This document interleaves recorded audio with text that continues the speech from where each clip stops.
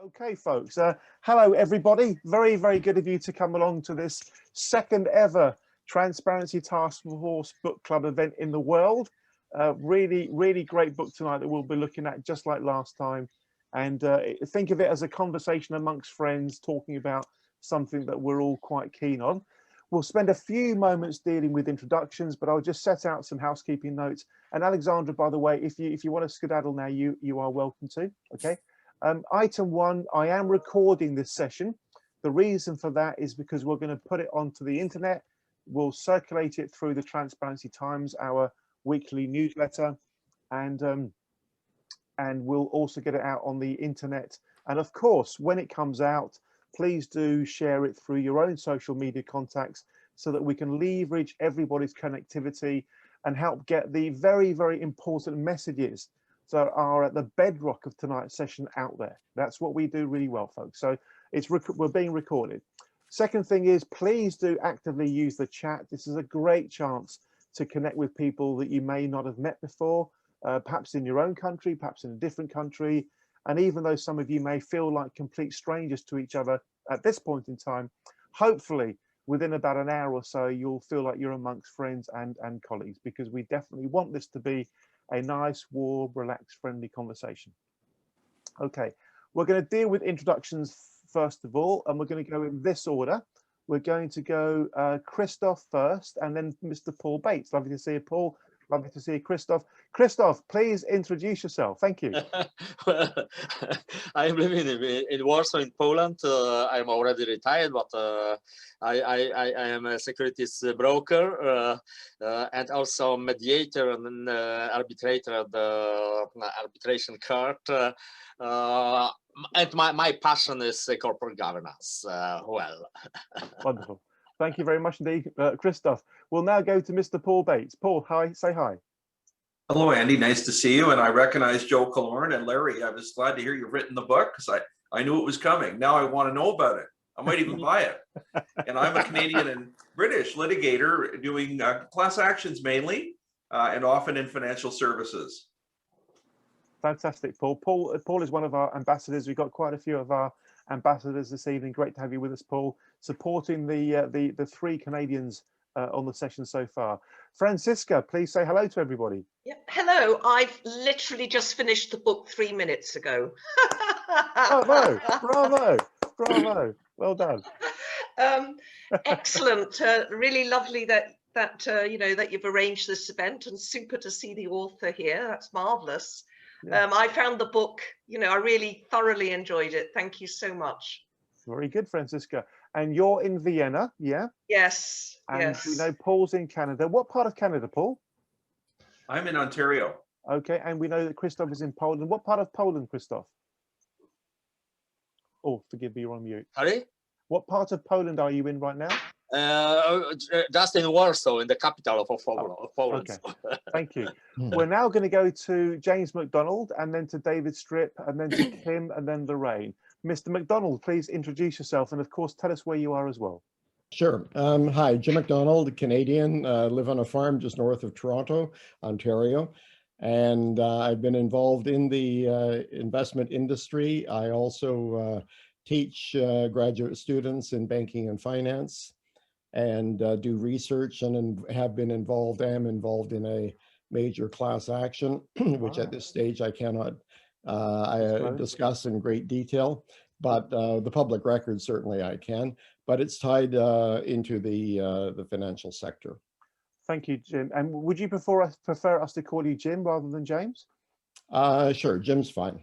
Thank you, Jim. Okay, lovely to have you with us. I'm kind of guessing you must know Larry or Joe or yes, Larry and Joe. It was through an email from Joe that I became aware of this conference call. Fantastic. Lovely to have you with us, Jim. Thank you. We go to an American living in Britain. This has been a truly international set so far. Say hi, Kim.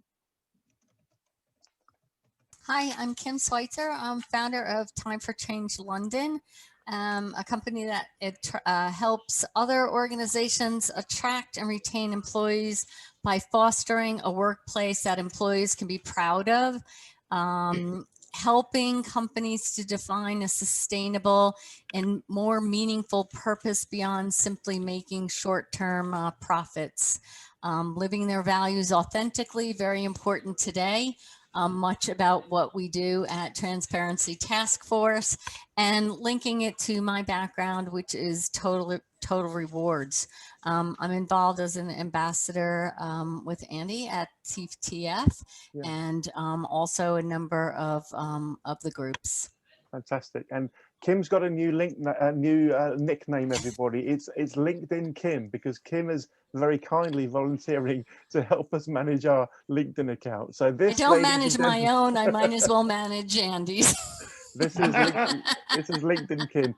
Kim's been so wonderfully supportive. It's fantastic. And by the way, Francisca has recently allowed me to persuade her to help out with our Facebook account. So we are really rocking and rolling. So we'll introduce the two of you properly in due course.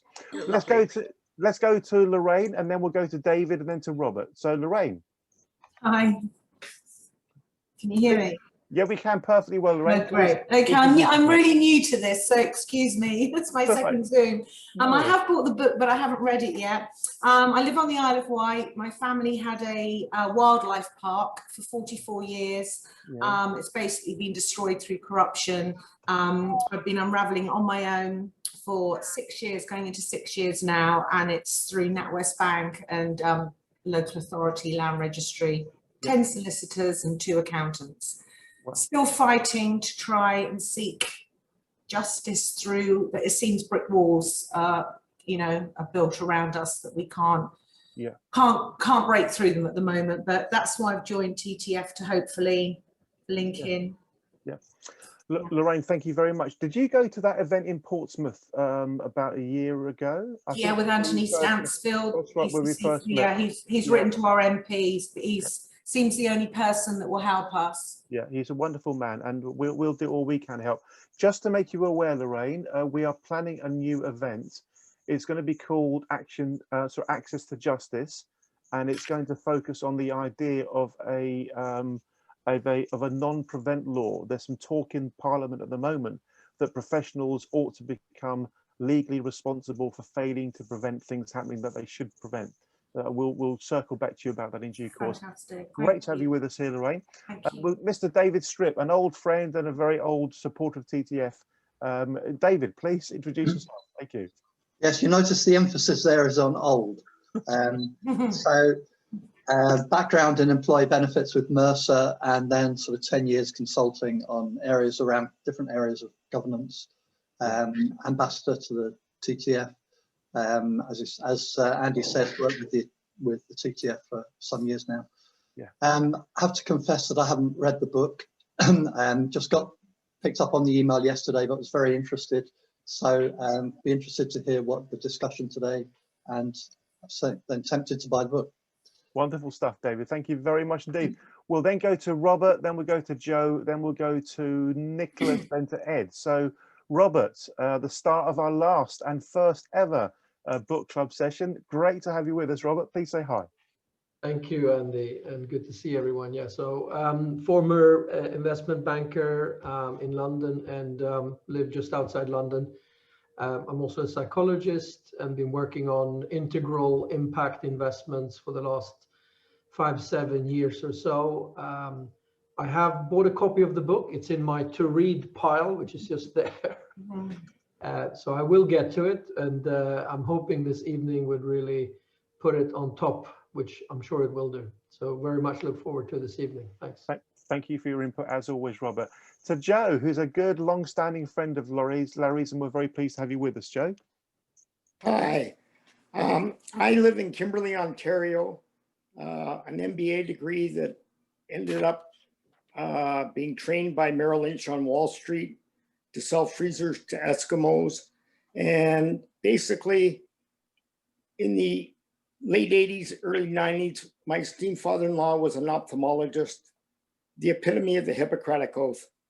And what we're missing in the financial services industry is a comparable fiduciary oath and practices, and trying to create an investorism marketplace or thesis out there on behalf of people.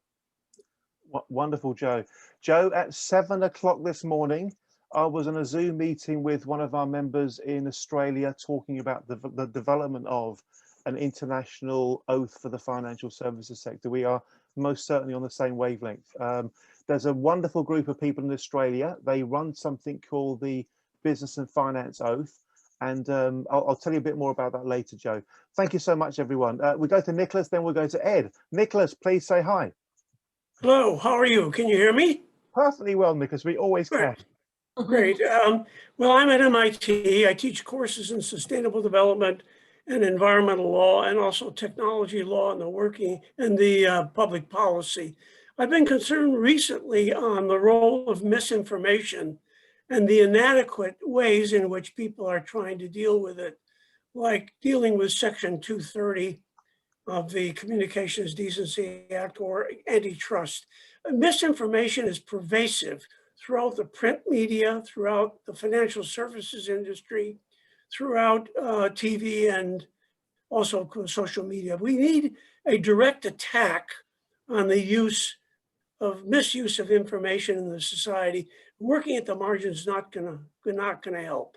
And thanks again, Andy, for having me. Yeah. You're very welcome, Nicholas. You always are. What I'm going to do now is simply invite Larry to not only, of course, introduce himself, but also to share some slides if he wishes to, and to talk about the book. If Larry's speaking for maybe, I don't know, 10, 15, 20 minutes, however long we want to go for, really, and then we'll open it up for more conversation. But please, folks, let's turn this into a natural conversation, as if we were a bunch of friends around the kitchen table having a chat about something. I'm sure Larry would be happy to take any comments or questions as you go. Raise your hand, wave something at me, or raise your hand digitally if you want to show off with your Zoom skills. Entirely up to you. Let's have a relaxed, very open and frank conversation. What I want to say, though, before I pass over to Larry is this. We aren't just doing this to share some time together. We're doing it because there are some issues within the financial services sector that are having a profoundly negative effect on society. Massively negative effect. The finance industry is meant to be supporting us and serving us. Instead, it is to one degree or another exploiting society through various issues such as asymmetries of information and the very many things that Larry is so well qualified to talk about and, of course, to write about as well. If I think about the behavior of the finance industry, just to take my dad as an example, my dad was a hardworking man, a Greek Cypriot, retired to Cyprus, put all his money, like most, patriotic Greeks would, into the Greek banks. Then lo and behold, the global financial crisis happened. And frankly, what it did is it took him out of a place of financial security into a place of financial vulnerability. Nothing to do with anything he did. Yeah, all to do with greedy bankers exploiting asymmetries of information and exploiting the fact that they were playing with other people's money. So I really do feel the reality that the finance industry has a propensity or a capacity to do a lot of harm. I also genuinely believe it has the ability to be wonderfully supporting society as well. And what the Transparency Task Force is all about is doing all we can to encourage the right kind of behavior and all we can to call out the wrong kind of behavior. So there's always purpose and reason for what we do. The reason we've got our book club events, the reason we've got our film club events is that they are a wonderful way to open up people's eyes to the insight of others. And there's a lovely phrase. It's I think it's a Voltaire phrase. Robert will correct me if I'm wrong. I'm sure he will. I think the Voltaire comment or quote is, there is no man wiser than the man who learns from other people's experience. It's something along those lines. And what a book does, it's like a microscope into somebody's heart and somebody's soul. And I'm sure that Larry's put a lot of his heart and soul into the book he has very successfully written and published. Mr. Larry Elford, over to you, sir. Thank you very much. Thank you so much, Andy, and for so many people checking in on this call. I'm going to first point out that Andy sent me the opening comments this morning. He sent a notice that there is a financial services fixing financial services through cultural reform, Zoom call next week, same time, same place, I guess, February 9th. It's talking about a culture of capture next week. And I really appreciated him sending it to me, because that's kind of what got me on the path to writing this book and trying to understand what's wrong with the world. Andy said it well in his introduction as well.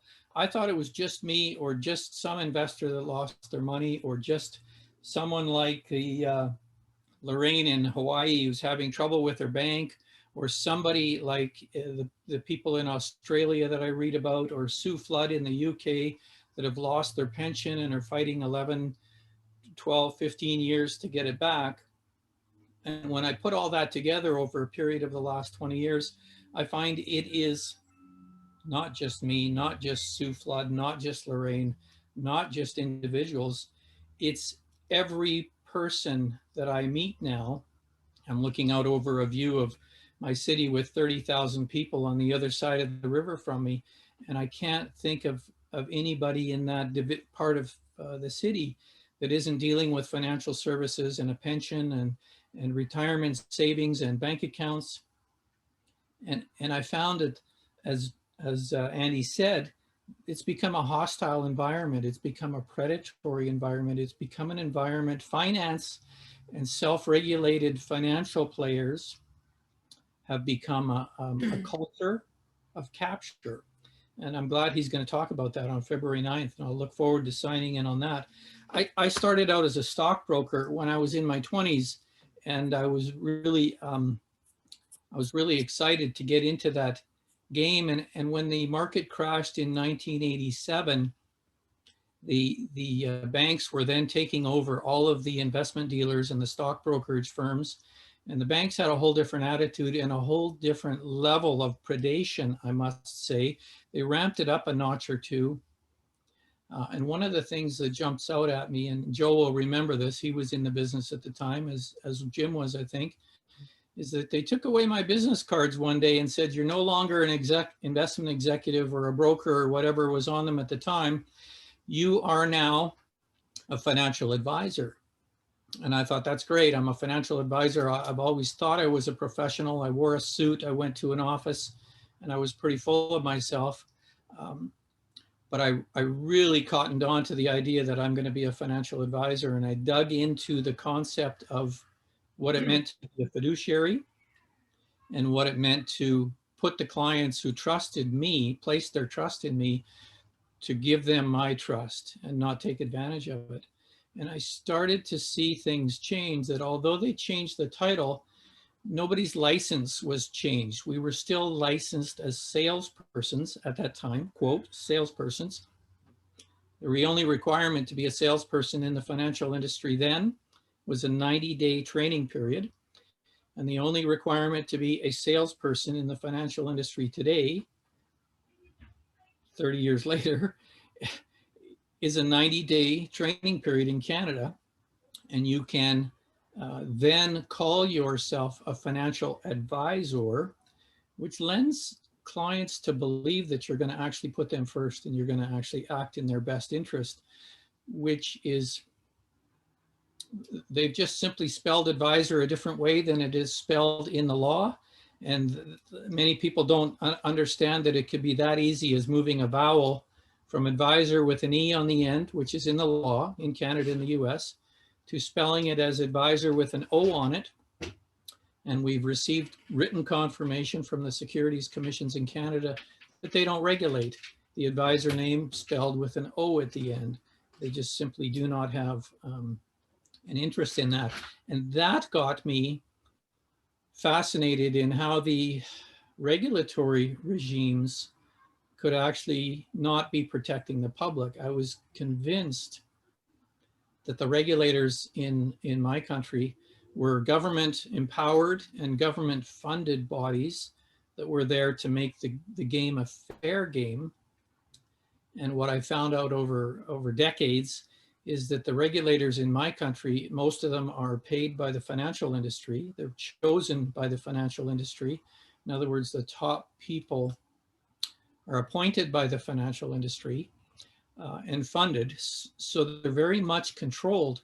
And so I don't call them regulators anymore, or at least I don't. I was making a joke at one time calling them regulators instead of regulators. What they are is referees. And I found that when referees are paid by one team, they protect that team, and it becomes a very tilted, unlevel, unbalanced playing field. I've recently started to dig into the Financial Conduct Authority in the UK and try to understand what's going on in other countries. And within 5 minutes on the website, the magic words jumped out at me that the FCA is an independent body. It's not a government body as I assumed it was, and as I think most people assume it is. And it's fully funded, 600 million pounds a year, paid by the industry that it regulates. So when you have the ability to hire your own, I'm going to call them private regulators, when they're independent and I pay them.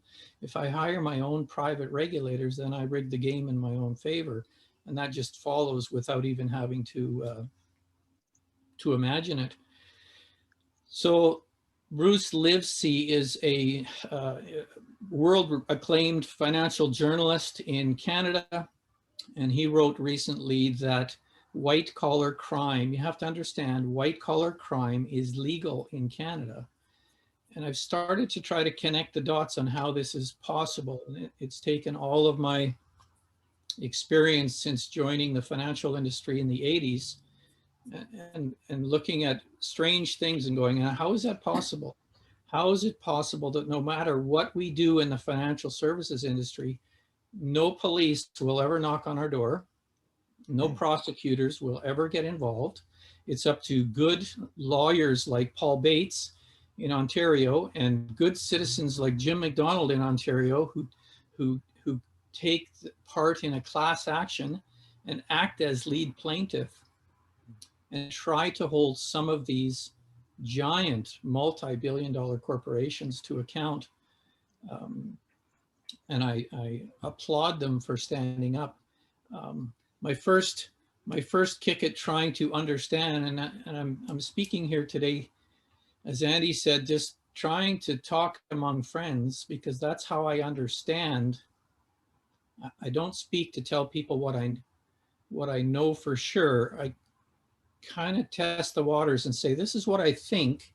I can't quite get it right. It's just like when a person has been abused financially any way possible, the mind skips a couple of beats and it's hard to process, like, what in the hell just happened to me?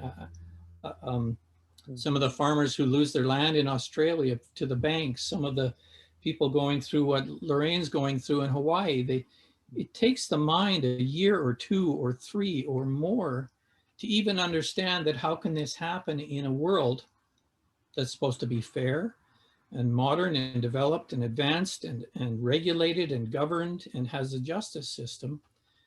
And what I found is that farming humans is about a culture of capture of all the regulators, all the referees who are paid by the specific industries that are self-regulatory, and how it forms kind of a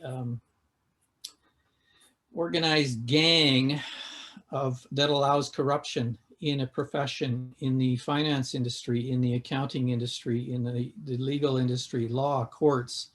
Self-regulation is, in many cases, decriminalization. So we've got, for instance, 100,000 people in Canada calling themselves financial advisors who don't have a financial advisor license, who have a 90-day training requirement and a salesperson license.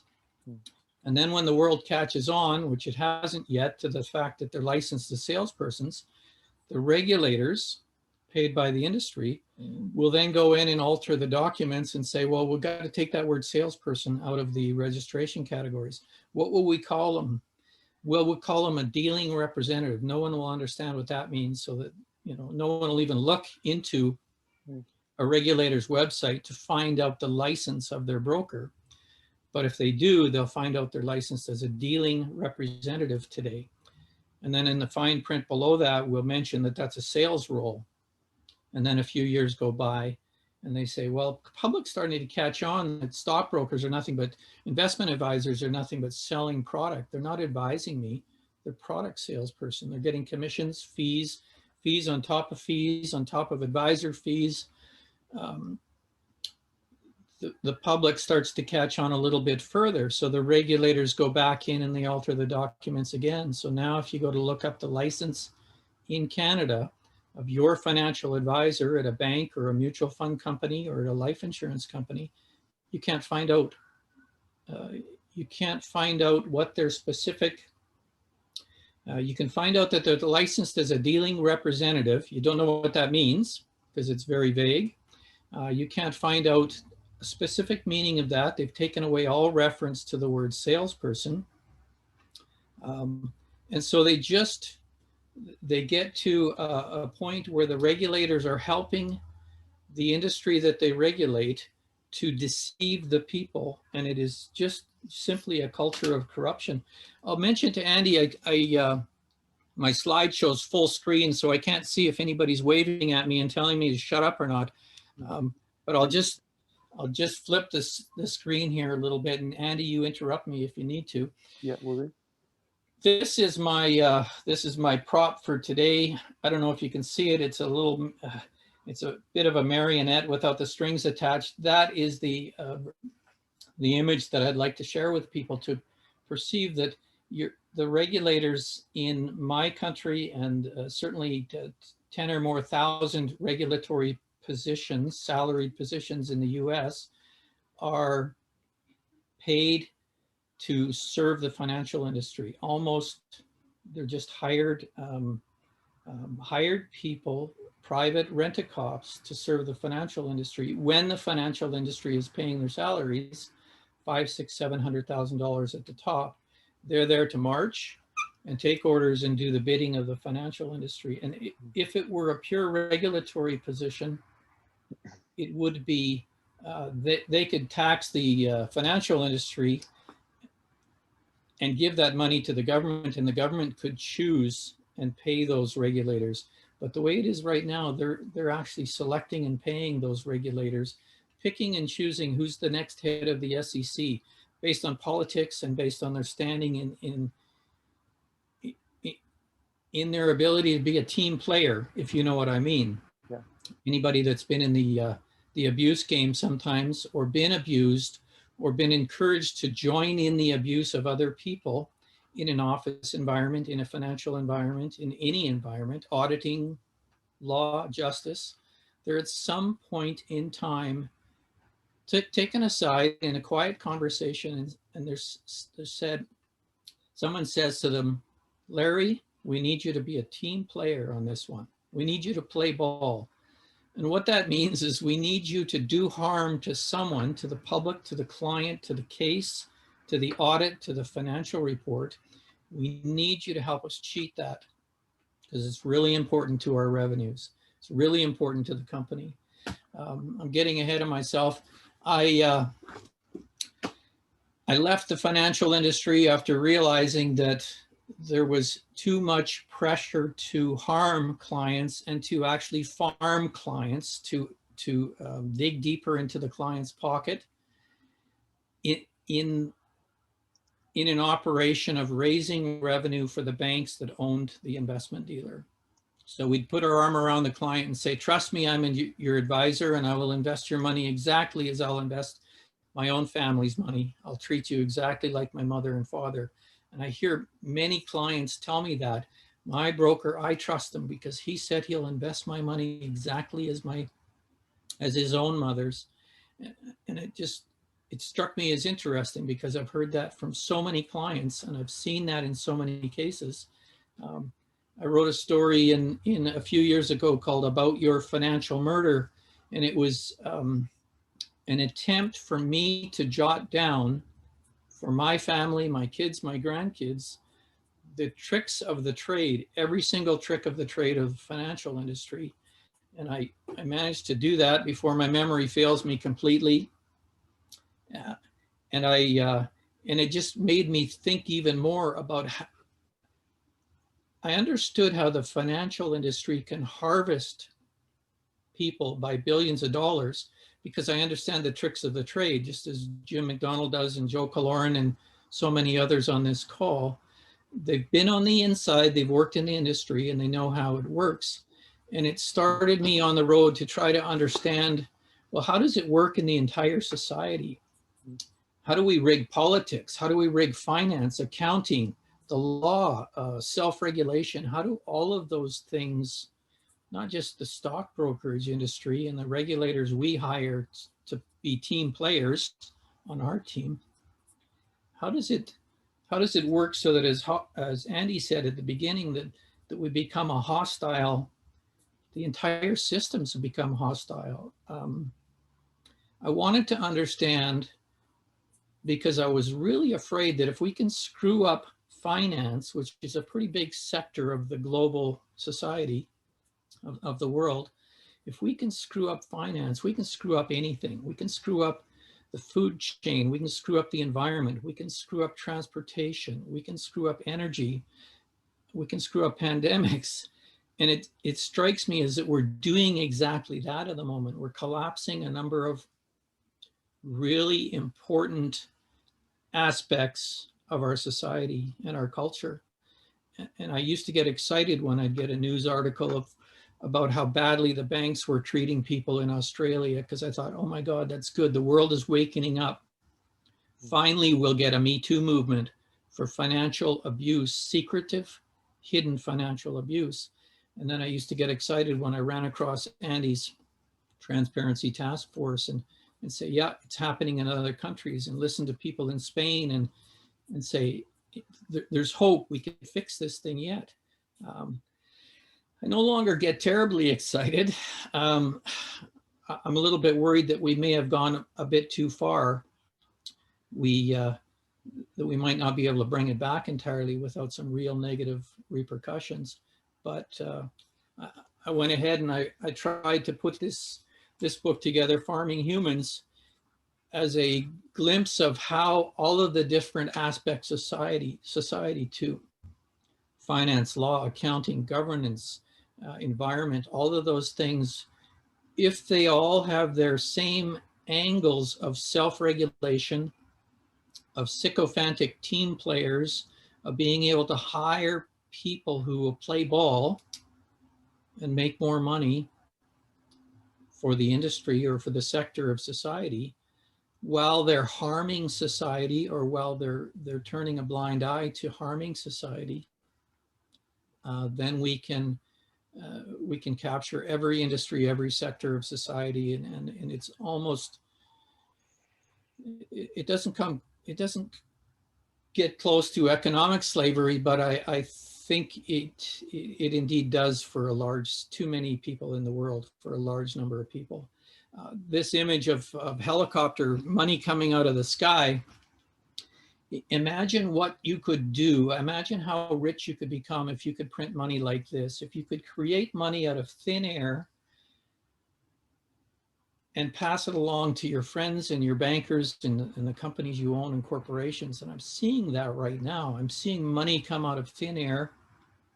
I'm seeing it fuel stock markets to record high levels. I'm seeing it fuel ridiculous things that I do not understand, like a Bitcoin. Apologies to Bitcoin fans, but money coming out of thin air to fuel incredible booms in real estate and money laundering, and money laundering through real estate, and what I believe now is money laundering through stock markets and through assets like that, made me want to understand, how is that even possible? So in my book, I go back to, well, where did the Federal Reserve start? Who creates money? Who gets to create money? And by what power do they get to do that? And in my book, I do a little bit of a dive into the Federal Reserve, how they went to the US government in early 1900s, and said, well, you guys are having trouble creating a stable currency, and you need a stable currency to create a stable country. So why don't you let us create the money? And as opposed to the US government saying, well, if they can create money out of nothing, the government certainly can issue currency, greenbacks, whatever, and create currency out of nothing. But for some reason, the politics or the team player aspect or a little bit of corruption or a little bit of capture convinced the politicians of the day to say, yeah, absolutely, that sounds like a good idea. You 13, 14, 15 bankers, however many there were, you set up a federal central bank. We'll make it sound like it's a federal agency, but it's not. And we'll let you create all the money in the world out of thin air. And we will give you IOUs. We'll give you US Treasury bonds in exchange. You create the money. And so when I look at it today with the benefit of 2020 hindsight in the year 2020 and beyond, I see that as nothing more than a payday lending franchise.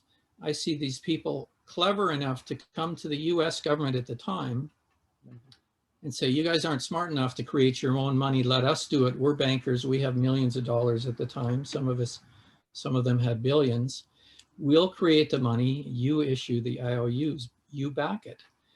And nobody, I won't say nobody, many people asked, if the US government can issue a treasury note, they can issue their currency. What the hell are we doing here? Henry Ford, I think, said that if the US government can issue treasury notes to create this currency from the bankers, then they can issue the currency. Why do you have to borrow it from bankers? Long story short is the bankers can create money out of thin air. They're doing it in ever increasing quantities today. They're printing trillions to bail out after 2008. They're printing trillions now, and it's all going to a certain level of people. It's not being lent to the guy on the street who needs to operate his business. It's being given at 0% interest rates to bankers. And so they have a head start. I asked at the outset, how much money could you make if you could have free money rained upon you, millions, billions, or trillions? And now we're seeing a society where we're actually seeing how much money some people can make, but not you, and not everybody, and not your neighbor. So there's an unfairness there, and there's an injustice, and it's a hostile environment for everyone else. Larry, I'm going to come in there, Larry, because I personally find the way that you share your thoughts and ideas so clear. You're a great, I'm not just saying this to be nice to you, Larry, I'm not wired up that way, but you're a great, great, great teller of ideas. You really are. I suggest we check in with a few folks to see if there are any initial comments or points that people might want to make. And also, by the way, Larry, it hasn't mattered at all. We haven't been able to see your slides yet. So we haven't actually seen them. So they're not on the screen yet. So why don't we, whilst people are organizing themselves and thinking about what question or comment they might want to make, try clicking your screen, your share screen again, Larry, to see if we can get your slides up, okay? Will do, yeah. Lovely. So let's, I'm going to go to gallery view, which means I can see everybody in little sort of squares, as it were. Bear with me, gallery. So just wave your hand if you'd like to comment on what Larry's been saying so far. We're going to go straight to one of Larry's good friends, Joe. Then we can go to Francisca, who just half an hour or so finished reading the book. Joe, over to you.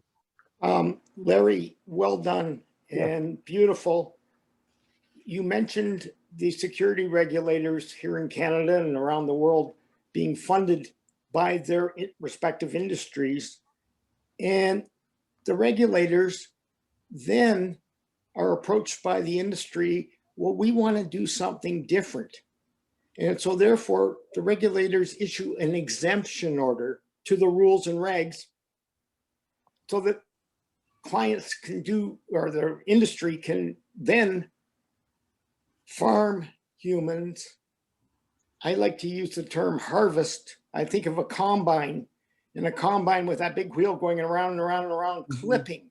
And at Merrill Lynch, when I was there, you had to generate commissions and you had to meet commission quotas. So right away, you are given pressure to make transactions for the firm's best interest so that you could get paid and keep your job. And the exemption orders that are out there are farming trillions every year from people around the world. and it's free and clear. They've been given exemption orders, dispensations to rob the public. And unless you're a real professional investor, you're getting dragged in on this. Thank you, Joe. Thank you very much indeed, Joe. We're going to go to Francisca. We'll go to a few other comments and questions, then we'll get back to Larry. Francisca, what would you like to say, please? Well, I mean, I really found the book extremely easy to read, and it was a bit annoying for me because it was on a Kindle, so it was very difficult for me to copy all the YouTube clips, but I thought it was great, from, you know, easy to read and lots of information. At the beginning, I felt you were just echoing things I'd already thought, but as the book progressed, particularly to the central banks, I mean, that for me was pretty much a real shock. You know, I really just thought that was something I'd never, you put a really new perspective for me there. But I also like the fact that you widened it beyond the financial thing. I mean, firstly, I've always felt there's a problem with the idea that professionals are suddenly so saintly that they don't need to be regulated. And that's true of lawyers, doctors, you name it, everybody. And I loved the analogy you made that to have lawyers saying only they can deal with law cases was like if you had a law that we can no longer cook our own meals, we have to go to a restaurant. I liked those sort of analogies. So thank you very much. Lovely, lovely, Francisca. Lovely, Francisca. Alex Varley-Winters joined us, and when Alex is in a position to talk, she can't now because she's looking after her daughter, Alex will, I hope, spend a couple of minutes elaborating on the idea we're working on, which is an event all about access to justice and how all kinds of inverted commas professionals sort of play the game that Larry's been talking about, this kind of be a team, play a game, and kind of combine they combine their cunning to create this cocktail of dark forces that frankly are rather exploitative. So Alex, when you're ready to, please comment on that point. Would anybody else like to make a point to Larry before we go back to his very, very, very interesting narrative? I think we'll go to Paul Bates, and then we go, I think, to Ed as well. Paul, over to you, sir. Well, indeed, in prosecuting financial services class actions, some judges today in Canada still hear it said that the case shouldn't proceed because the regulator didn't. And often there's no evidence from the regulator. It's just a suggestion or theoretical point made by a defense lawyer. And judges, some of them may accept the view, gullibly in my opinion, that there's no case because the regulators didn't proceed, or they proceeded and negotiated a minor fine or something like that. And so, you know, we're very alive to that. We produce evidence of circumstances to dissuade the court from giving into that view. But it's a shockingly dangerous thing for access to justice that financial services claimants should be told, we won't hear your case because the regulators haven't done anything about it. And I agree with what is described as regulatory capture, which is the suggestion that regulators look at things from the perspective of the industry rather than consumers and investors. Thank you very much, Paul. Joe is itching to say something. We're going to go to Joe. Yes, and to add to what Paul said, there was a very near and dear to me case in the early 2000s of a business model for a mutual fund company that the regulators had authorized. And the practices broke the criminal code, both the criminal code and the Securities Criminal Code Act. And once the regulators had realized what they did, actions were taken and they shut it down quietly. And the 300,000 plus investors that were leached out of 10 to 15 plus billion dollars, nothing ever happened for them. The regulators authorized it. RCMP here in Canada ID'd this, wrote about it, and then nothing was done. And no transparency in the public marketplace by our media. So that's that's a step, Paul, that is near and dear to me. And what you found with the judges don't know business either. They're not business trained. And I've sat in courtrooms and heard them ask dumber than dumb questions. So if they're asking dumber and dumb questions, how can they adjudicate cases? They're not a select group of judges that chosen for the business cases. Thank you, Joe. I think Larry wanted to pick in there. So Larry, let's go back to you, please. Thank you very much. Beautiful comments. Thank you guys very much. Joe talked about corruption, and that may be a strong word, but my wife says, don't use words so strong. They're triggering. Jim McDonald says the same thing. Don't use words like financial murder, Larry, because it triggers some people a little bit too much, too emotionally, and I value that.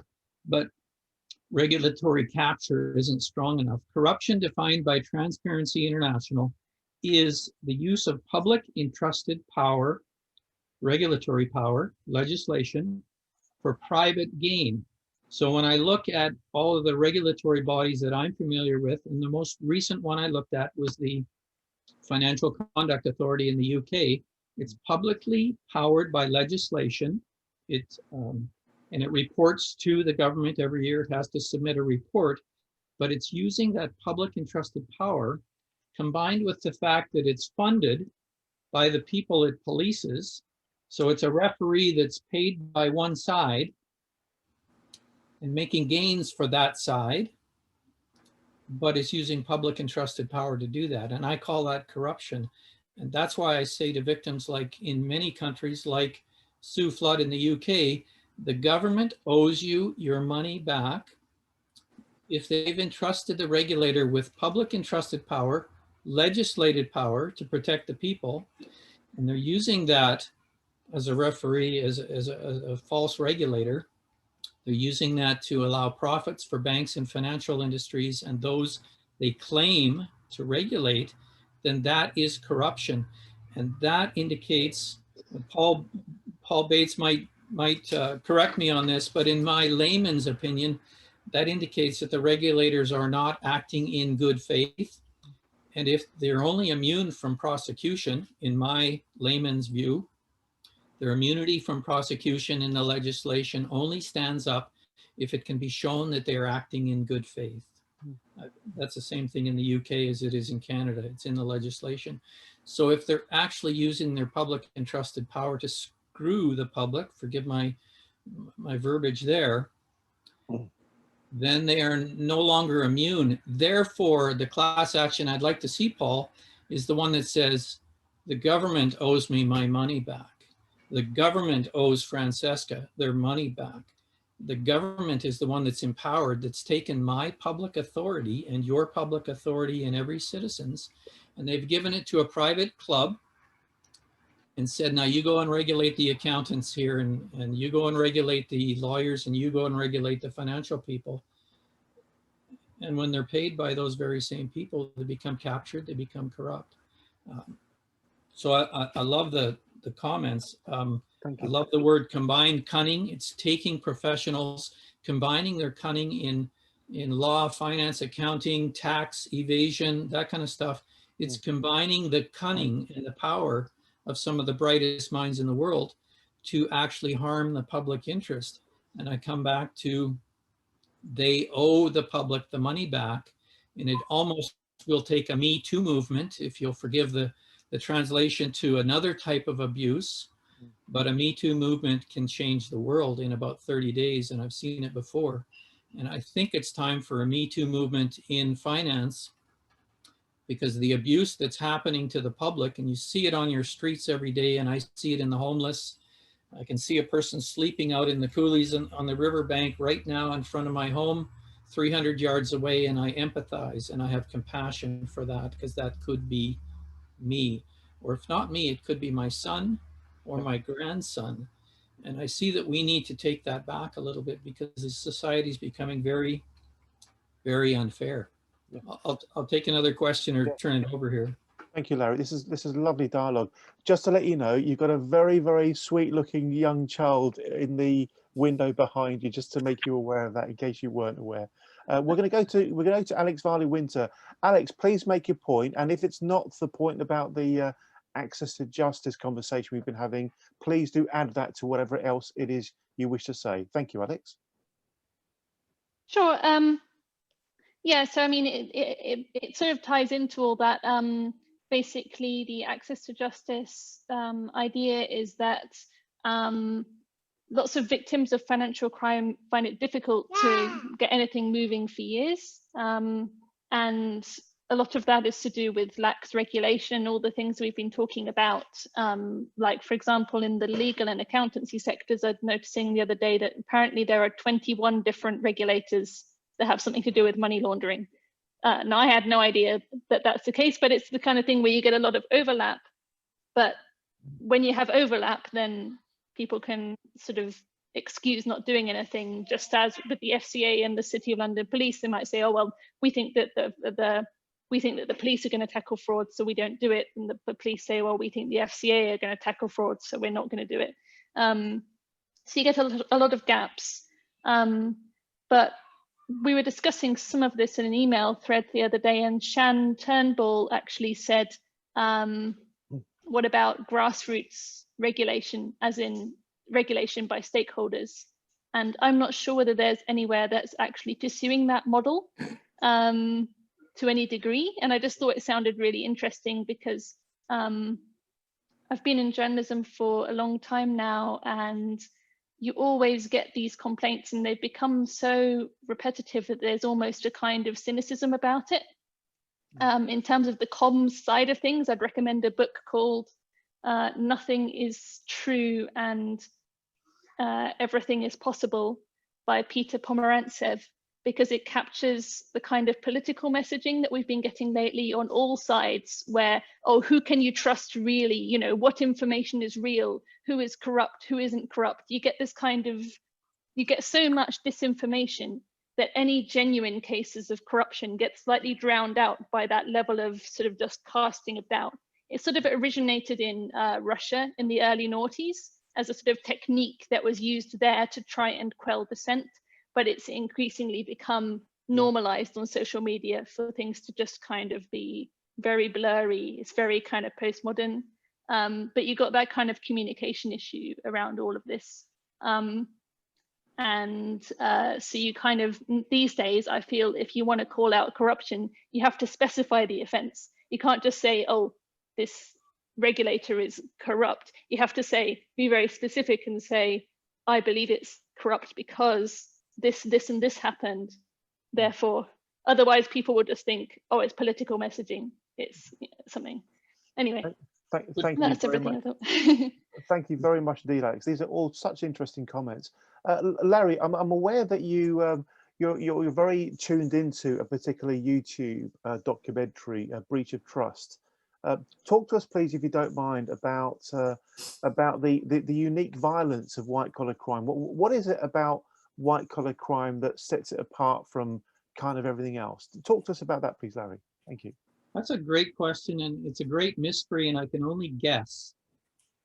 But in my case, I made the documentary film Breach of Trust, the unique violence of white-collar crime, after witnessing, not personally, not firsthand, witnessing the suicide of a financial industry whistleblower. And this is a story that Joe was involved in a case that he was involved in and knows more about it than I do. But it made me ask, why does the person who tells the truth, why is the person who tells the truth more likely to commit suicide than the person who commits the crime against the public or against society? I made a documentary film in the attempt to understand it, not to teach it, but I do my thinking, I do thought experiments, and I do that by putting down my thoughts in writing, or in this case, I was too lazy to write a book. I thought it would be too difficult, so I could make a documentary film with some help. And the unique violence of white-collar crime is that white-collar crime isn't prosecuted. As Bruce Lipsey said in the last year, you have to understand, in Canada, white-collar crime is legal. And he said that in the year 2021 or last year, 2020 possibly. And I didn't understand that when I made this film. What is the violence of white-collar crime? There is no prosecution. There are no police cars racing to the scene of the next $100 million crime or the last $10 million crime committed by accountants, auditors, lawyers, stockbrokers, bankers. No, I've never seen a police or a prosecutor get up into that altitude. It's uncontrolled airspace, to use an aviation analogy. People are not, police and prosecutors are not allowed to go up there.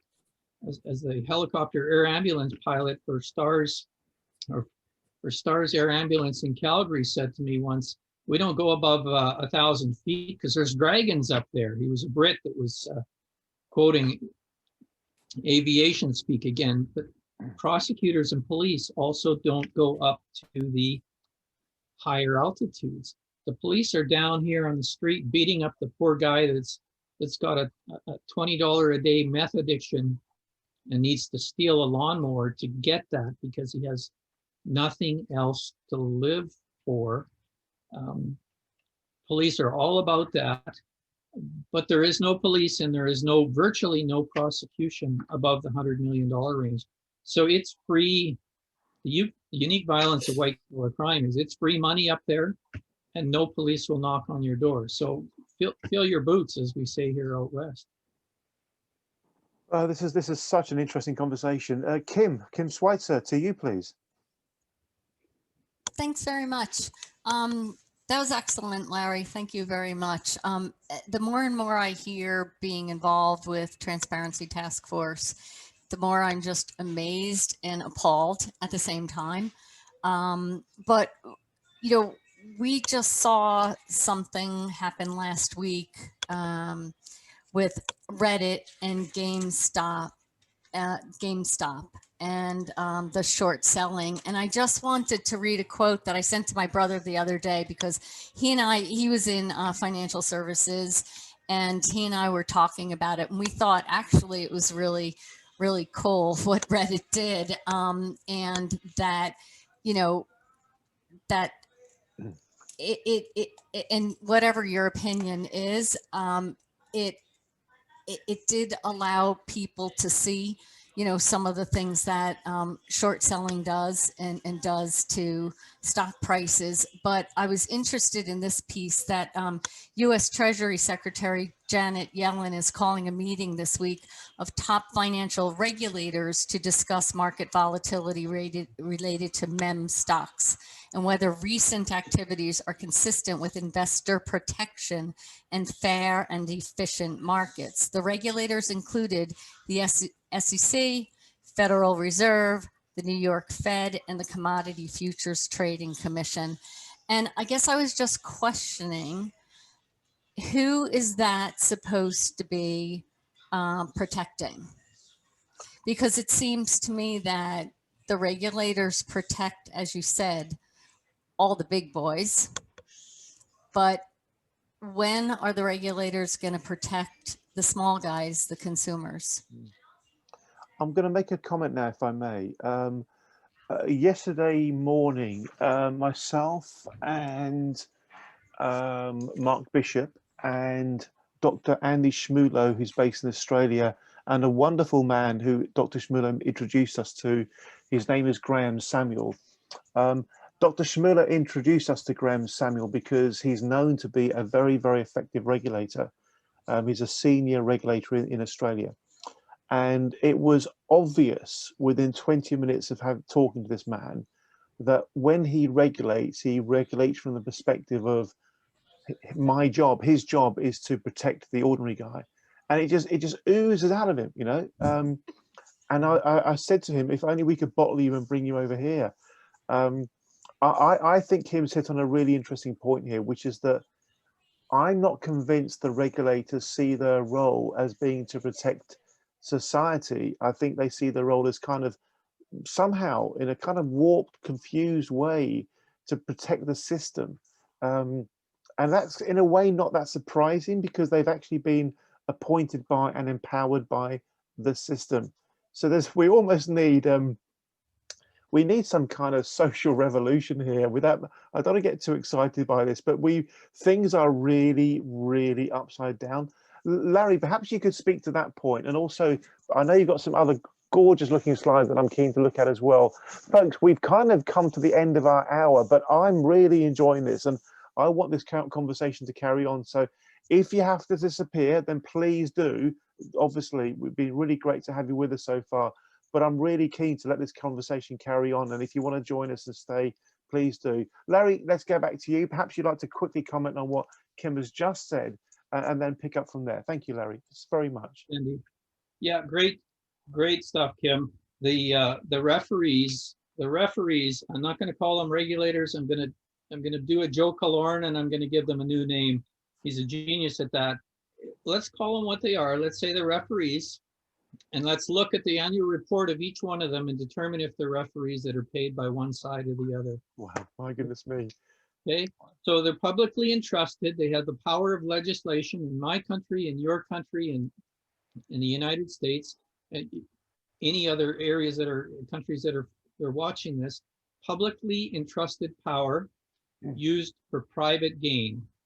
So it's a secret referee thing. It's no different than NBA basketball. If I'm hiring the referees to make calls against the other team and placing my bets in Vegas on the outcome of the game, that's corruption.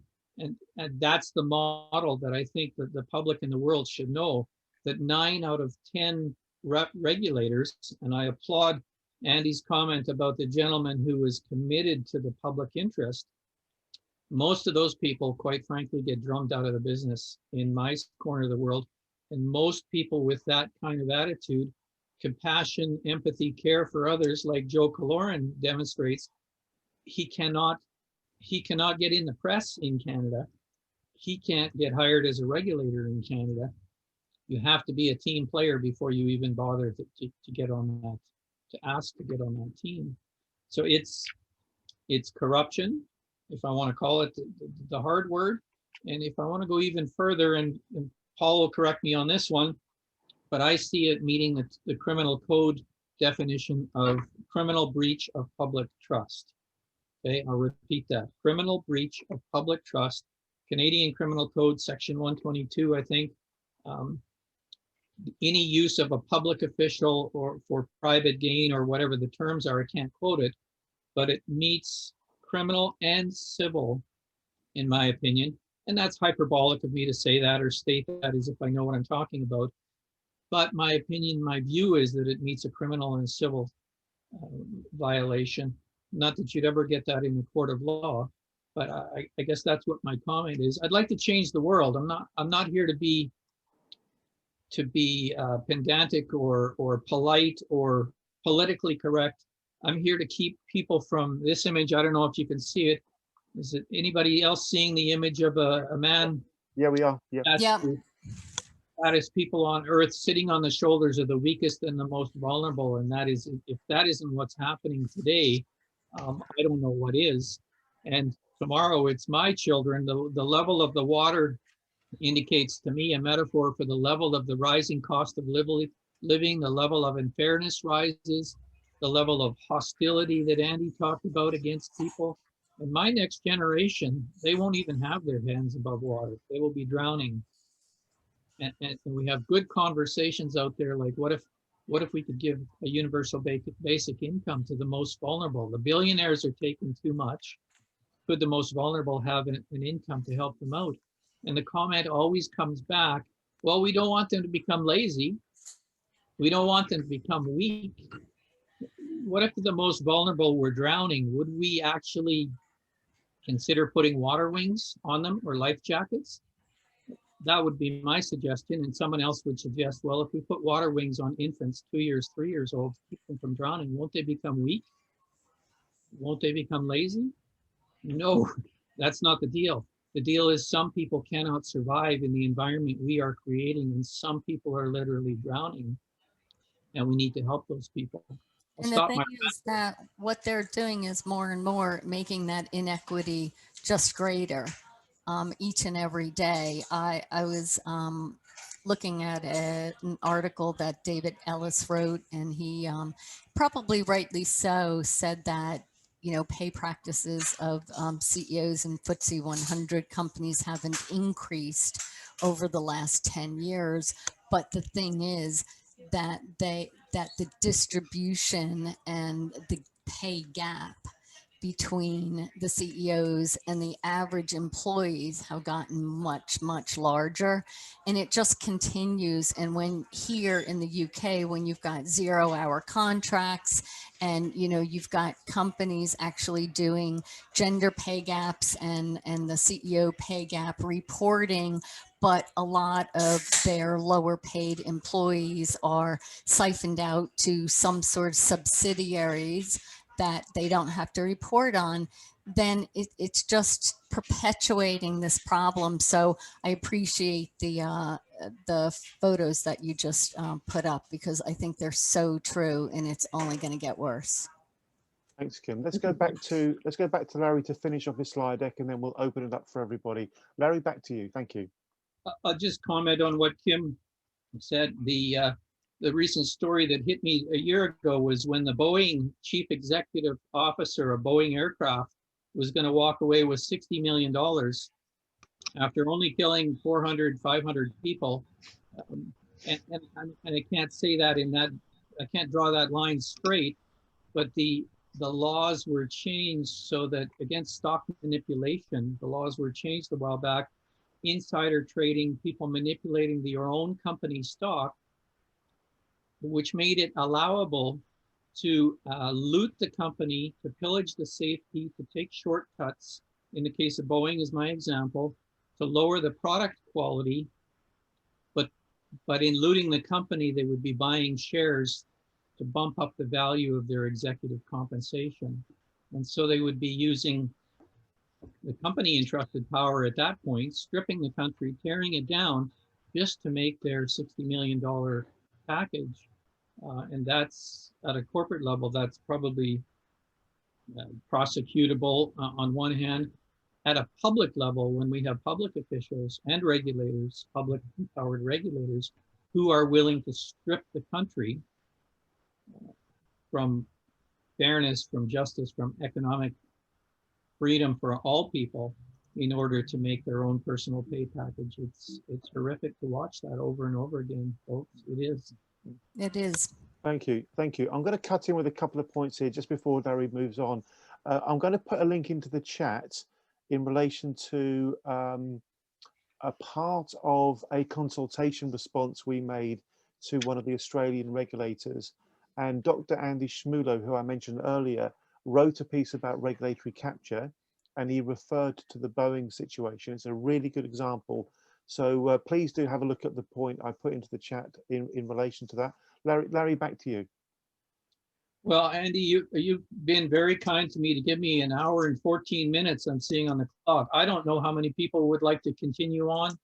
And I've sort of said my piece about the concepts and the principles. I can go into examples of exemptions to the law, and my friend Joe has a better memory than I and come up with, well, there's 5,000 exemptions to the law on the Alberta Securities Commission, my province here in Canada, lists 5,000 exemptions to the law to sell crappy, unrated products, to dump really bad share underwritings into bank customers, mutual funds, exemptions to the law granted by the regulator to let any financial industry person do anything they would like with no public notice, no public warning, even if you buy that stuff, and no ability for the public to have any input whatsoever in it. It's a private, backdoor, secret access that any company can go into the regulator and buy an exemption to the law.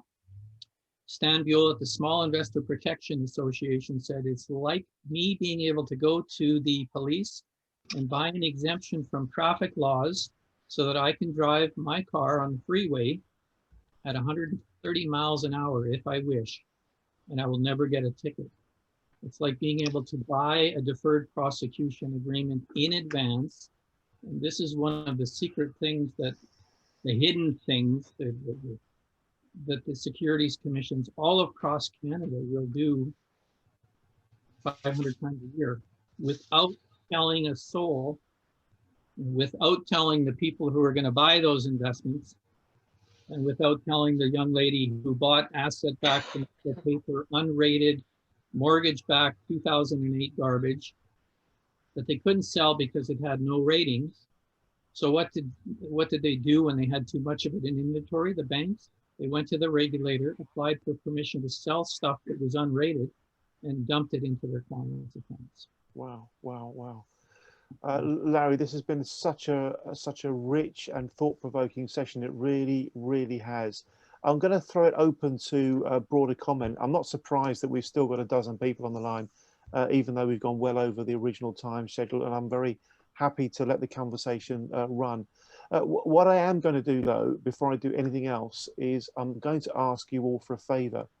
And I guess I've become a bit more comfortable asking for help because it doesn't come naturally to me to ask for help. I'm not kind of wired up that way.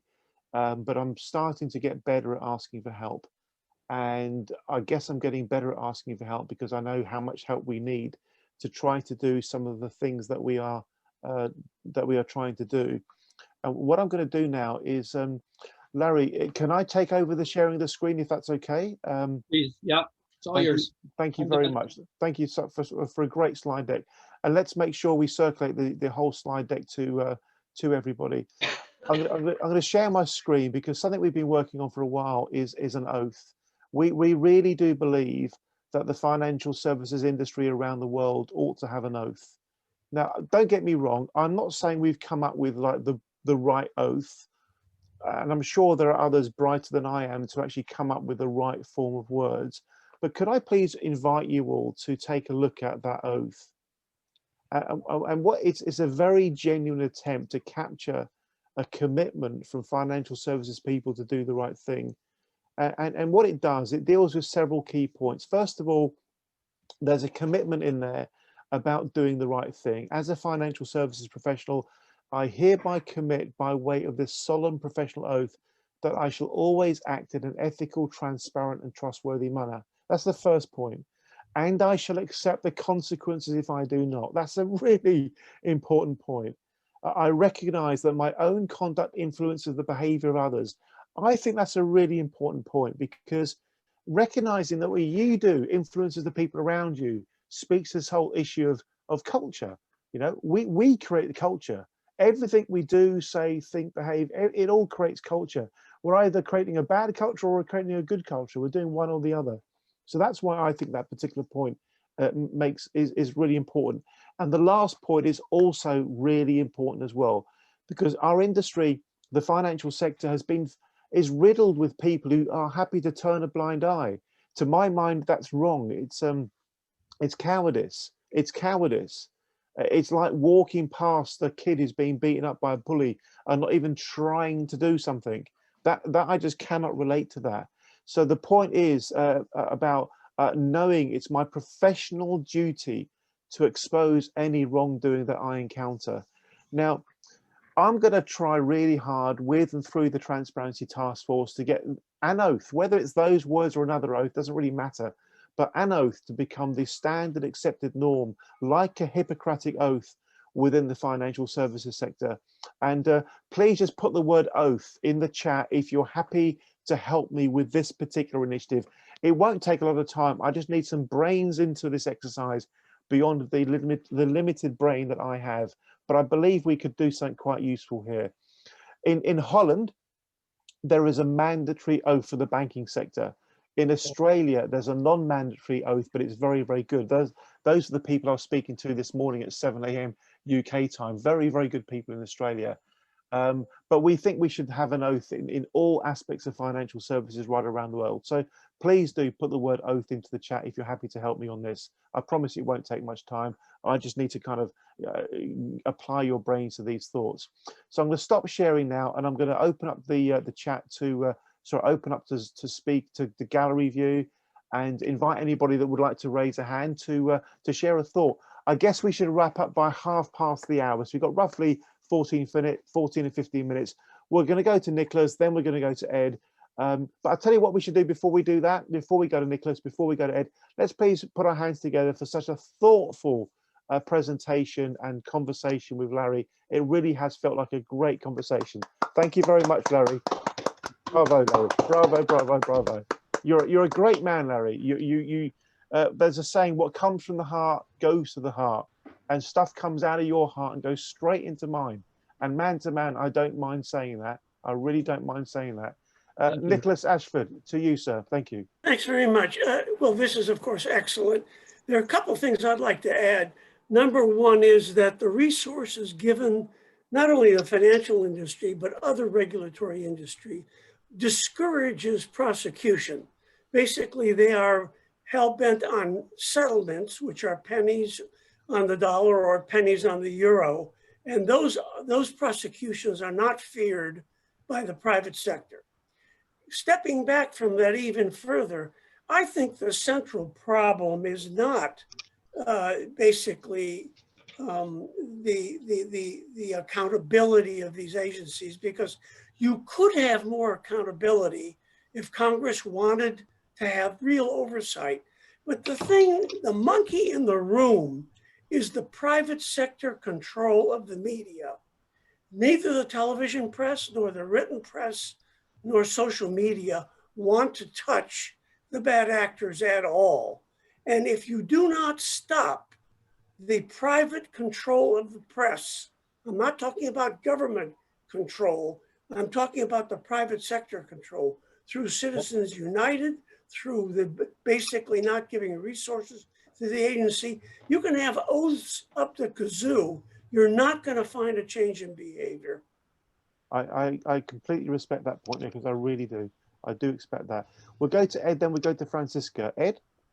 Yes, interesting this morning that our local paper, the Halifax one, had a very long article about the Reddit and short sellers controversy with the game store and so on. And in that, they had a section saying that in Canada, we are much better off than most other regulatory regimes of the financial sector, because we had in our legislation that they should rule in the public interest. And we know that they don't do that.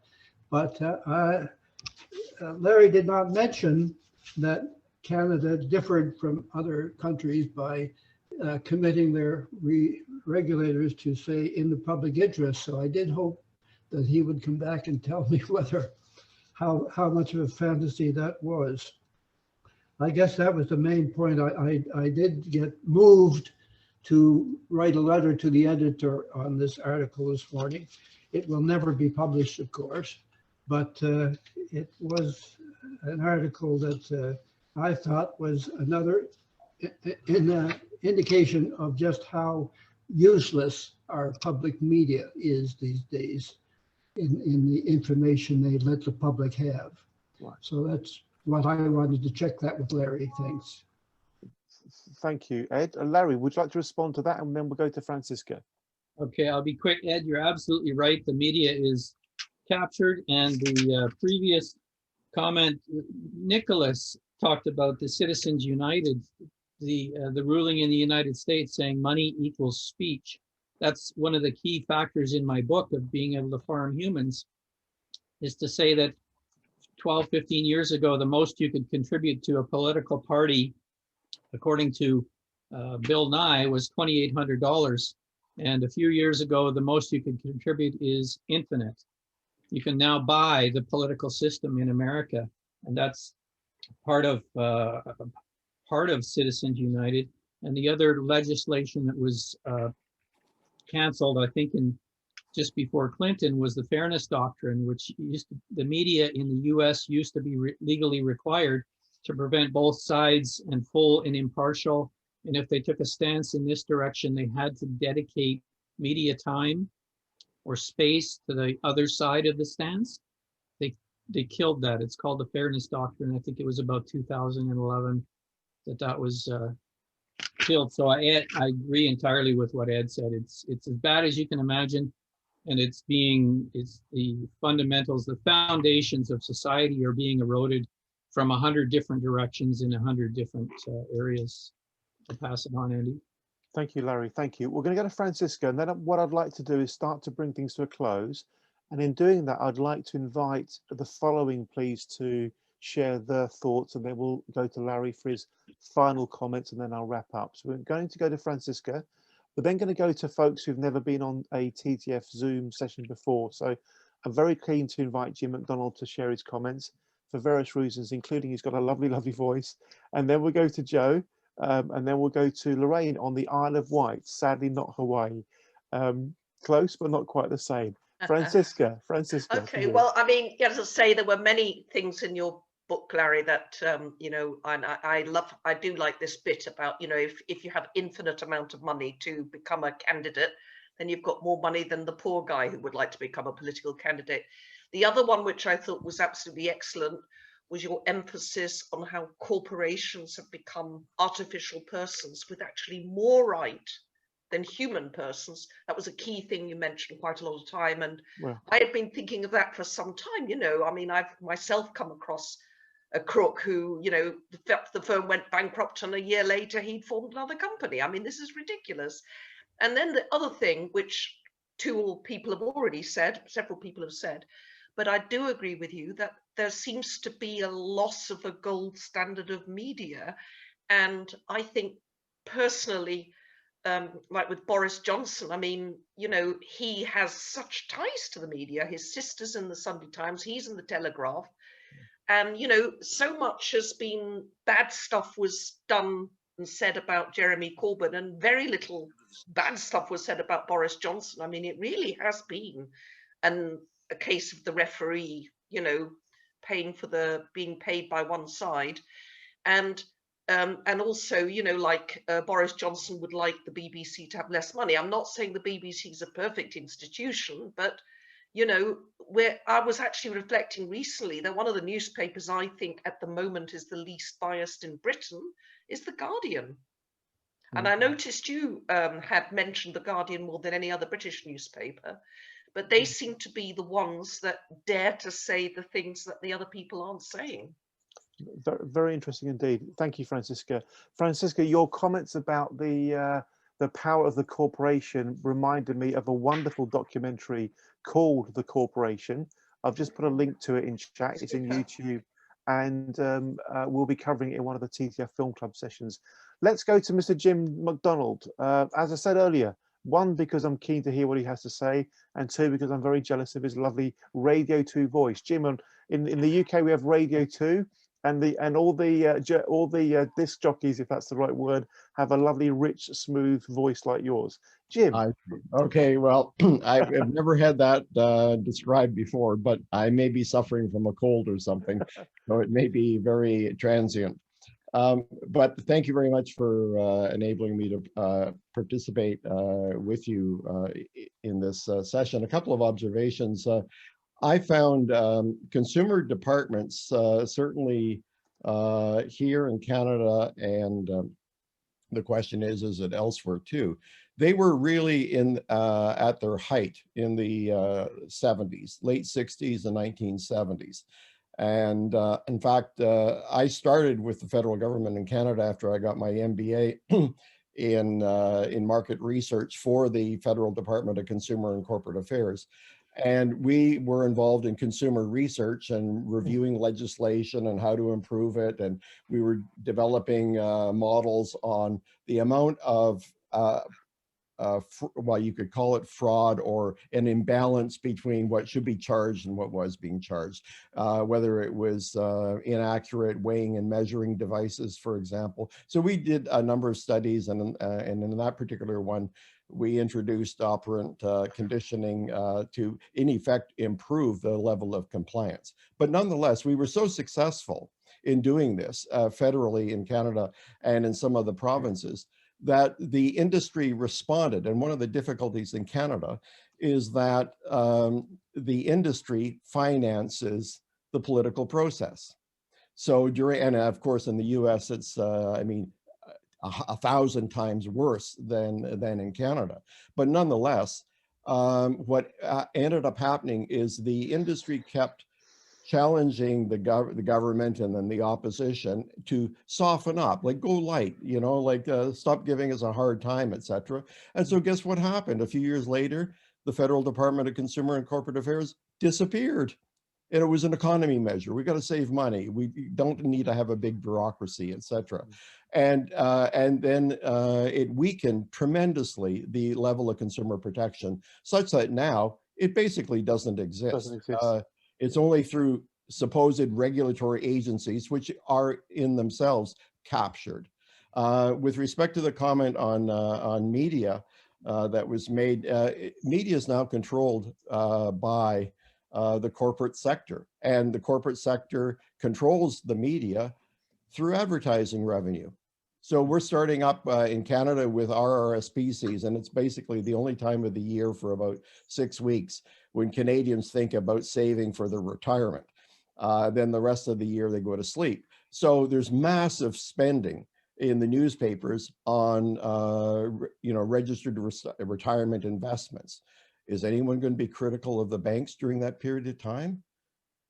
Not if you want the advertising. Yeah. So from that standpoint, there's the built-in conflict of interest right there. And I was in Ottawa at the time when a royal commission was undertaken, which then allowed for consolidation of the media. And the notion was, and even that was sort of rigged the way in which it was set up. But the conclusion was, oh, no, we can consolidate media and it'll have no impact on editorial content because we're just interested in the business side of it. And we're not interested in what all those journalists are doing. But of course, over the period of 20 or 30 years, what has happened? The journalism profession has evolved such that it's a gig economy now. There are not sort of long-standing full-time, I mean, there still are some, but not nearly to the extent that there was before.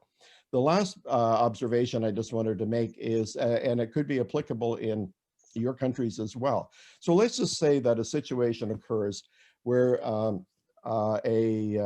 your brokerage account, whether that's with a bank or an investment firm or whatever, ends up taking illegally $1,000 a year from your account for 10 years. And it then gets discovered by you or by somebody, or you're part of a class action, or you discovered it. And then you realize that $10,000 has been taken from my account. And then now you go to the company. Is the company going to pay you back? The experience generally is get lost. So now you're forced to go through some mediation process or to go to court. In Canada, if you go to court and say the judge awards you, like recognizes that the brokerage firm was totally at fault, okay? And then you therefore want to be returned whole, okay? So what does returning whole mean? Okay, so if we say, well, you took $1,000 from my account for each year for 10 years. So at a very minimum, the notion of being made whole is $10,000, right? But hold it, what about opportunity cost, time value of money? You had that money to invest, right? So, and especially if you were in one of these registered retirement vehicles, which is an incentive, like the 401k in the US, it's an incentive to save on a tax deferral basis to prepare for your retirement. So you basically now get your $10,000 back, but what about the opportunity cost? How is that calculated? Is it simple interest or compound interest? To give you an example. Now, all that means is it's like if you have a DRIP program for dividend paying companies, that you get dividends on dividends, in effect that compounds over time, or interest on interest. So it compounds over time. You look at a chart over a 10-year, 20-year period, and it becomes almost exponential after the first couple of years in terms of that growth, in terms of showing the power of compounding. Okay, so what do the courts in Canada do? So they want to return you whole because they determined that it was wrong what that firm did. It was illegal in the deductions they made, or they stole money. Okay. Jim, we may not want to argue the case, and we'll stick with the principles. Yeah. You're getting a little deep. Okay. No. So the question would be, in your respective countries, how does the justice system handle that? In Canada, basically, I've been told 90% plus of all cases, some lawyer told me 99%, of all cases are settled on simple interest. Meanwhile, the person taking the money is able to use the money and compound it. Yeah, So in other words, it's interesting. it pays to steal. And that was how I was just going to leave the comment. Thank Go you, ahead. Jim. I'll make a quick comment on that, then we'll go to Lorraine in Hawaii. So in the UK, a redress calculation would be determined typically by the financial ombudsman or the pensions ombudsman, and they normally get into quite sophisticated calculations, and I believe they do take it into account compounding, but they very often get it wrong and they very often underplay it. And in fact, there's a chance that there might be some significant recalculations of payments previously made because it's possible to show that they did the math wrong. Thank you very much indeed for that point. It's very interesting indeed. Let's go to Lorraine on the Isle of Wight.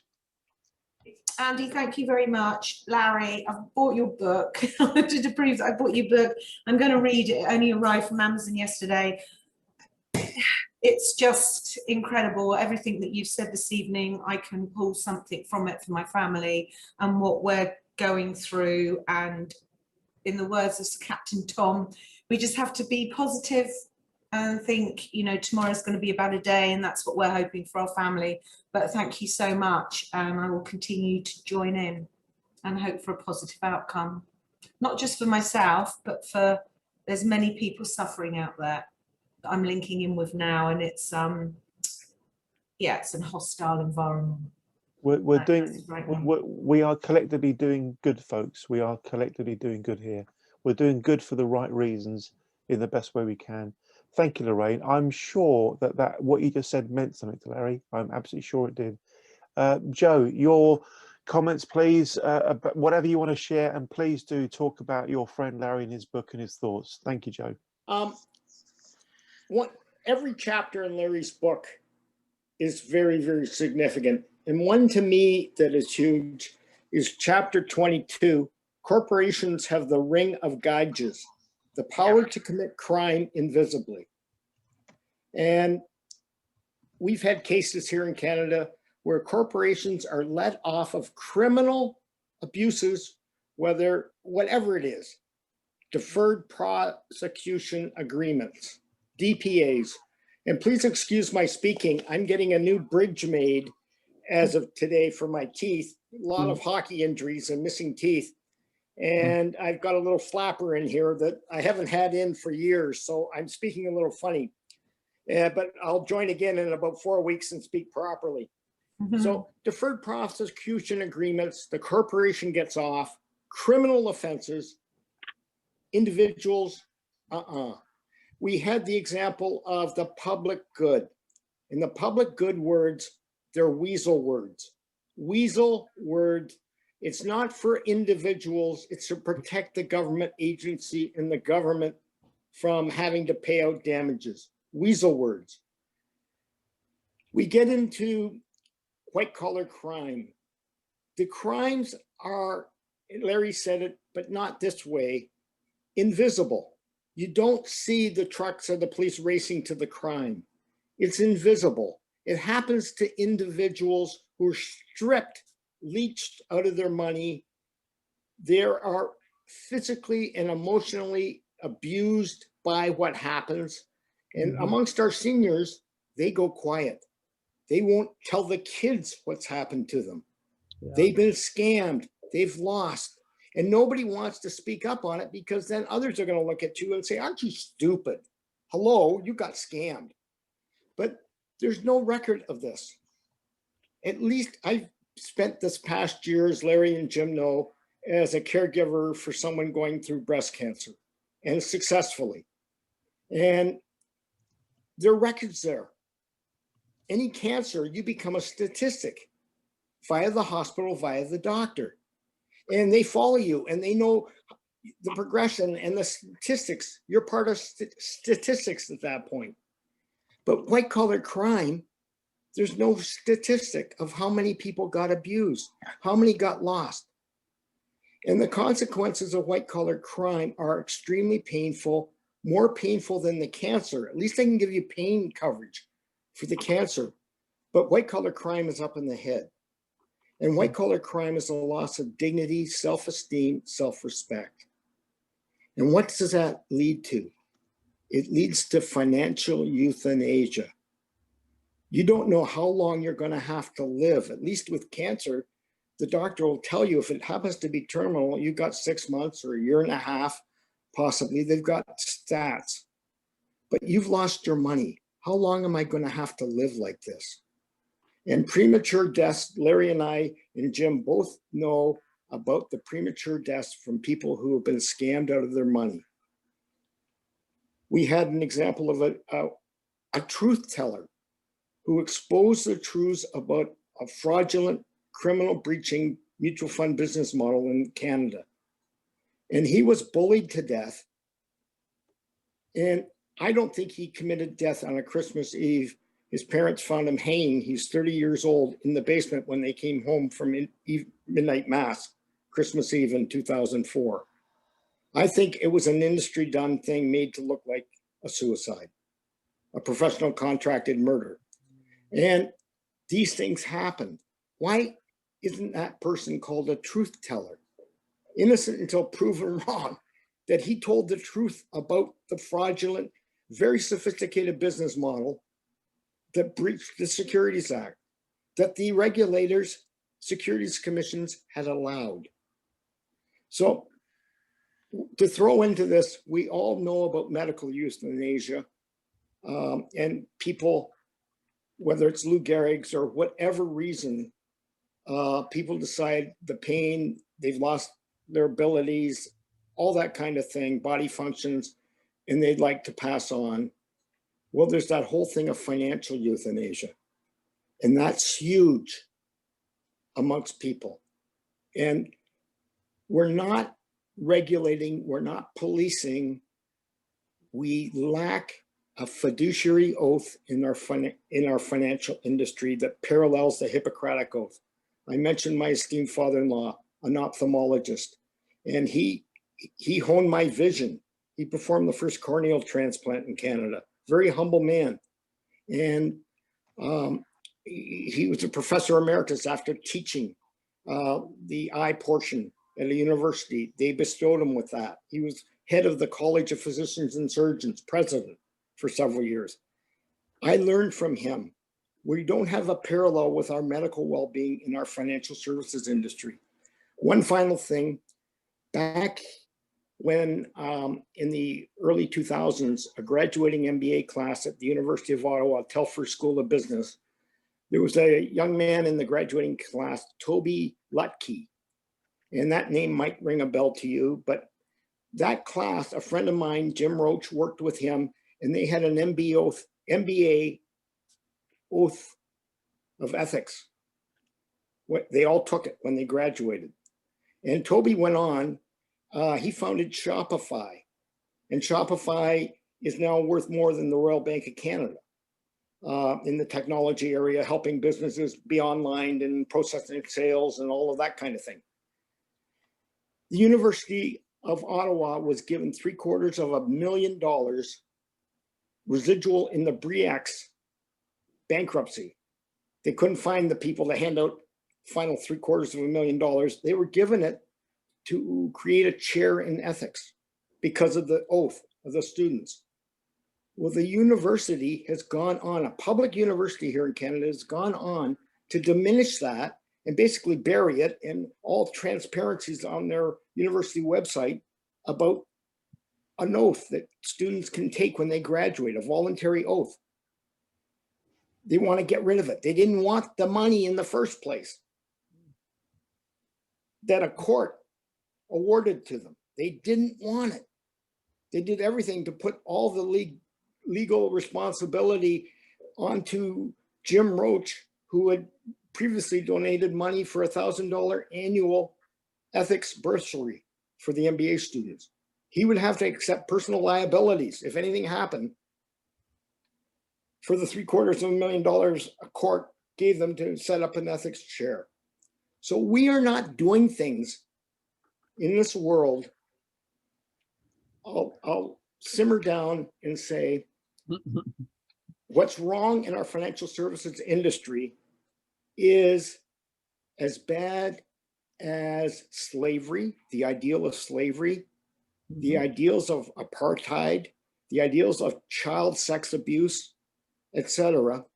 what we have going on, the cultures and ideals that are ingrained in the industry, whether it's with greed, forcing people to commissions, the process is flawed. And we have to go at this to say, this is wrong. This is not good for society. And it's capitalism, we know, is full of warts and imperfections. But it goes beyond that. You can't even tell the truth about it without being character assassinated or thrown out of society. I was thrown in jail for 10 days for contempt of court for telling the truth. For telling the truth. And people could not speak up on my behalf. Professionals could not speak up and tell the truth because it threatened their pensions or this or that. They'd done work, a conflict of interest for them to tell the truth. And if we can do something, I believe in transparency. Wonderful. Judge Brandeis in the States, sunshine is the greatest disinfectant. And that's been part of my investorism to teach people. I created a one-page point of sale document that the consumer investor was to fill in, not be pre-printed like a new car agreement or a lease agreement that as long as the bottom line number in that agreement that they pre-print off the terminals, right, you sign it. You don't read you don't read it. Joe, you better save some of that. Andy's going to have you on for your own personal call one day. You've got the stories. Save some. Well, okay, I'll save some, but thank you all for letting me be a part of this. This has been an immense privilege for me. And Larry's been ahead of himself on things here, okay? He is totally ahead in his view of the world. And to get us there, we can all work together to improve the landscape for globally. Yeah. This has been a really rich evening, Larry. You've enriched us all. Everybody has enriched everyone else. It's been a wonderful, wonderful session. It really has been a wonderful session. And Joe, you've said a few things in your conversation just now that have, they've taken the conversation somewhere very important and very serious and very, very special. Thank you, Joe, for that. I'm going to pass to Larry, please, to say a few more words. We're not in any rush. Everyone's chilled and relaxed, Larry. So just wrap things up for me, then pass back to me, and we'll go from there. Okay, thank you. Thank you, Andy. One comment, I'll repeat it for emphasis to Lorraine in the Isle of Wight. Lorraine, the government owes you your money back. It's in the book why they owe you your money back, and it's in my heart that they owe you your money back for not acting in good faith. So, Joe, thanks for your comments. The Ring of Gyges is exactly what many in the world have now, the ability to commit any crime and be invisible and get away with it. It is equivalent, I agree, with slavery, child abuse, apartheid, or any other type of abuse. And it is time to call it out. And if we call it out, then everyone is Lorraine Adams. Everyone is being abused in one way, shape, or form by the roots of this organized system. And everyone is being, well, if everyone's being abused, then it's a Me Too movement. Then it's time to change the world.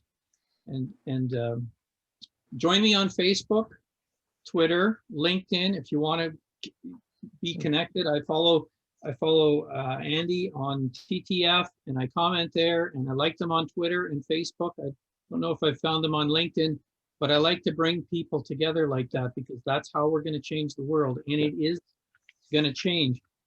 Point number one, fund The Guardian. I agree, it's one of the truth-telling media in the world, and there are none left, and very few left, and none in my country. You can go to the Guardian website and hit a pay on their website and give them $1 a month to help people that tell the truth, or give them $5 a month. I commend that. Fund TTF. This is one organization that globally has a chance to bring people together instead of all of us sitting in our basements, alone, confined, unable to get the media in my local town to listen to a thing. Joe can't get any media exposure at all because he tells the truth. And the truth does not, and transparency is not welcome in a corporate captured world. Andy's on the side of the truth. It happens to be the most rare element found on the earth today. And so it is the most valuable thing on earth, is what Andy has to share.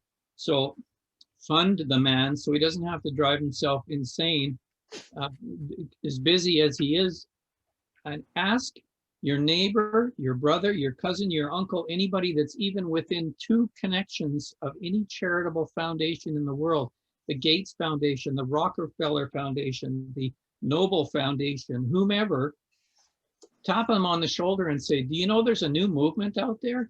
And it's not the Me Too movement, but it's the movement of financial and social and economic abuse of everybody one at a time, selectively, quietly in their homes being abused, their pensions being stolen, their money being robbed. So too, people like Sue Flood and Lorraine Adams, the government owes you your money back. And it's only a matter of time before the lawyers, the public, and the court of public opinion says, dudes, you're using public and trusted power to give these people an unfair private advantage, private gain. That is corruption. It stops now. It ends here. I end here now, and I'm grateful for this time, Andy. Thanks for everything you do. Bravo. Thank you very much indeed, Larry. Thank you. This has been a special evening. This really, well, it's evening time here in the UK. This has been a really, really special evening. This has taken our mission, our purpose, our reason for existing somewhere further than we were an hour and a half, 2 hours ago. It really has. It really has. I'm going to end with a quotation. It's a quotation that I really relate to, identify with. I'll read it out, then I'll put it into the chat.